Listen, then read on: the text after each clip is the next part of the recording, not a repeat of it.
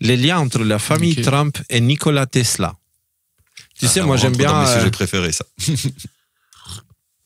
C'est un sujet que je connais pas beaucoup, que jusqu'à là j'entendais de la part des métacomplotistes, pilules noires, je sais pas quoi, qui disaient « Ouais, Trump, il est le petit-fils de je sais pas quoi, et puis Tesla et machin, et du coup, méchant. »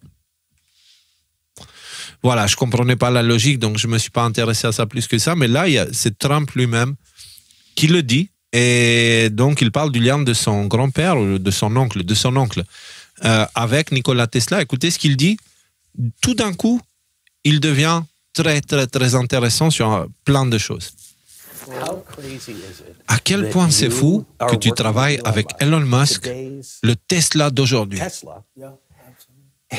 Et quand Tesla est mort, c'était ton génie d'oncle qui a été envoyé pour essayer de déterminer quel papier devait être conversé. À quel point c'est fou. Hein? Conservé. Non, rien, t'as dit converser, c'était conservé. Ah, conservé, pardon.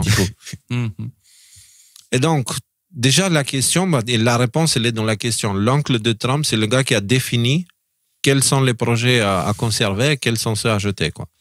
Si Tesla était un génie ou un crétin. Donc mon oncle, il dit Trump était un homme grand et je sais pas quoi, le frère de mon père. Mon père travaillait très dur pour faire passer mon oncle par le MIT et tout ça. Michigan Institute of Technology, c'est le MIT. Bah, c'est chaussettes, je crois. Hein. Ah oui, m'acheter chaussettes, oui, c'est ça. Et quand mon oncle a obtenu son diplôme, il était tellement brillant que le MIT a dit « Pourquoi ne restes-tu pas ici? Deviens professeur », ce qui est plutôt bien. 3 diplômes différents, c'était vraiment incroyable. Mais au fil de sa vie, il a eu beaucoup de succès en tant que professeur au MIT. Mais il a eu aussi beaucoup de succès dans d'autres domaines, comme découvrir des choses géniales. Du coup, toutes ces idées, tu sais, de gens qui disent que l'oncle de Trump, il a continué les travaux de Tesla, tout d'un coup, elles deviennent un poil plus pertinentes. Parce que si le mec, il comprenait de quoi il s'agit, il avait entre ses mains de l'or, notamment sur l'énergie libre, notamment sur des armes à rayonnement. Il a pas bossé sur le temps, Tesla.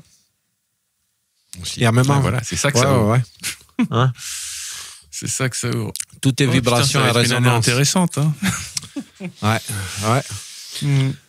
Notre réalité va devenir complètement WTF. Ouais. Ou WWF aussi. Alors, et le gouvernement des États-Unis lui a donné la mission de découvrir si M. Tesla était vraiment authentique ou s'il ne l'était pas. En d'autres termes, était-il vraiment génial ou était-il juste un gars moyen? Et mon oncle a fait un rapport à ce sujet. Et tu sais, c'était bien. Il a dit qu'il était vraiment génial. Donc, il confirme que Tesla n'était pas un crétin et que son oncle, du coup, avait entre ses mains des travaux extraordinaires. Beaucoup de gens dans cette position seraient jaloux. Mais il a vraiment dit qu'il était génial. Et te voilà en train de travailler avec le Tesla d'aujourd'hui. C'est vrai, c'est tellement génial. Et Elon est un gars génial aussi. Ouais. Bon, il est un peu transhumaniste plus que Klaus Schwab, mais bon, voilà. Et écoute, si l'oncle de Donald Trump était vraiment génial, il aurait été suffisamment génial pour ne pas permettre à ce que le gouvernement américain mette la main sur tous les documents de Tesla, quoi. Ouais. Tu vois. Et du coup, on peut peut-être même penser que là, enfin, je sais pas, moi, c'est ce que je comprends peut-être en filigrane, le clin d'œil, c'est que en fait, Elon Musk, il les a ces documents-là, en fait. Donc, Elon Musk et en gros toute la team scientifique qui est autour de Trump. Donc, je sais pas, ce serait pas étonnant que dans les tiroirs, on ait tout un tas de technologies qui sont juste prêtes à sortir et être. Et d'ailleurs, c'est même peut-être pour ça qu'on voit.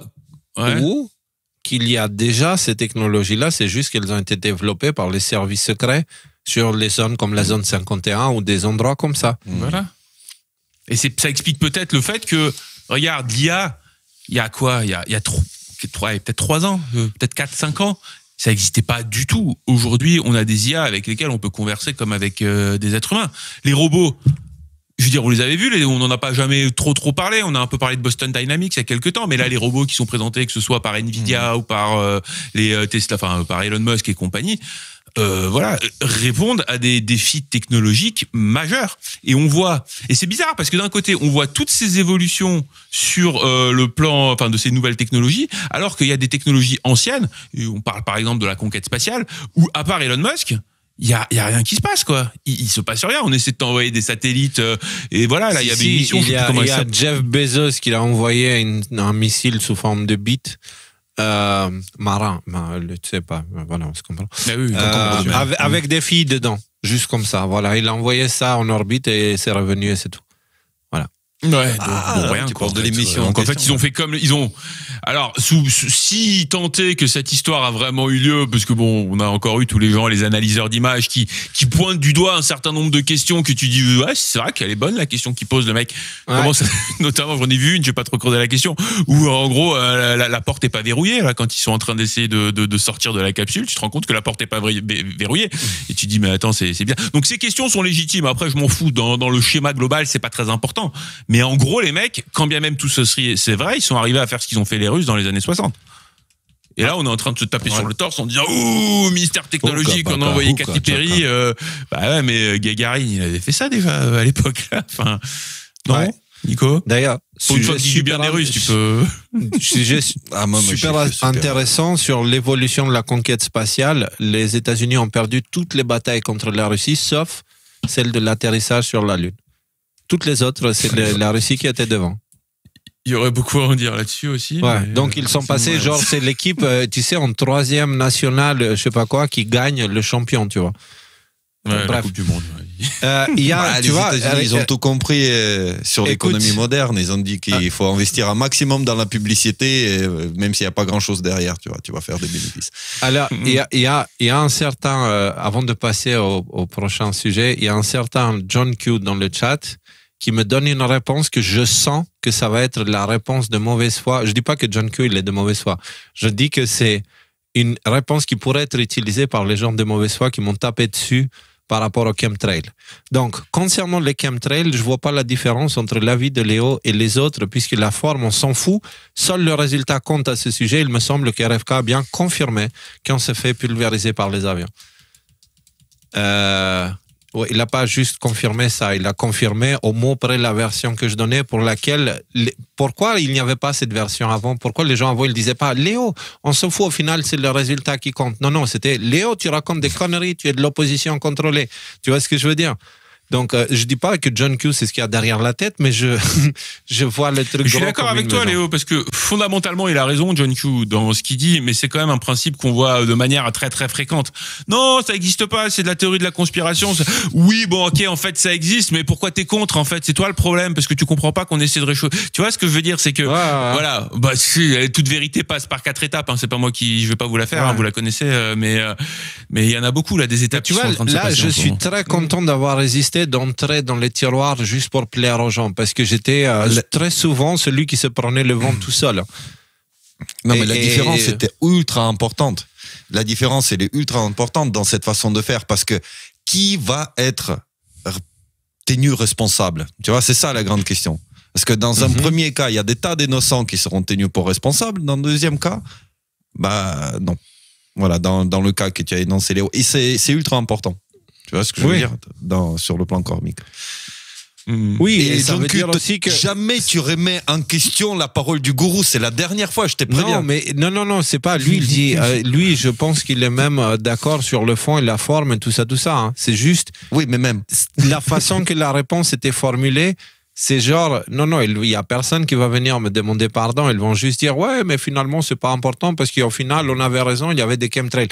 Non. Vous disiez de la merde. Et à cause de vous, des gens plus crédibles se prenaient les foudres des fact-checkers et tout ça. Donc, vous avez participé au problème de l'information, pas à la solution. Donc, maintenant, c'est pour ça qu'on sépare les deux. Les avions avec le bouton chemtrail, c'est des conneries, officiellement, ok? Voilà. Même RFK le valide, donc voilà. Moi, je m'en fous d'avoir raison. C'est juste, arrêtons maintenant avec cette histoire de chemtrail à raconter toutes sortes de conneries et concentrons-nous à l'essentiel. Parce que justement, on avait essayé de faire un point actu pendant la tournée, parce que l'Angleterre a décidé justement d'annoncer publiquement qu'il commence à balancer des particules de métaux lourds dans le ciel pour refléter le soleil, pour réduire sa puissance sur l'Angleterre. En gros, c'est de la géo-ingénierie. Et maintenant, ils le disent, on va commencer à le faire. Tu vois? Écoute, aujourd'hui, rien qu'aujourd'hui, j'ai écouté la vidéo d'Aldostérone, justement, qui parlait de coupure de courant, et il dit, vous savez, l'Angleterre est le 4e pays le moins ensoleillé au monde. Parce qu'ils misaient tout sur le solaire. Ouais. Il y a que 3 pays moins ensoleillés que l'Angleterre.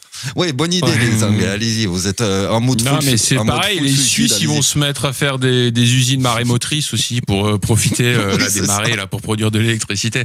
Oui, bien sûr. Ça marche pas très bien pour le moment. Ils vont faire du surf, le sport national. Bah, c'est ça, ouais.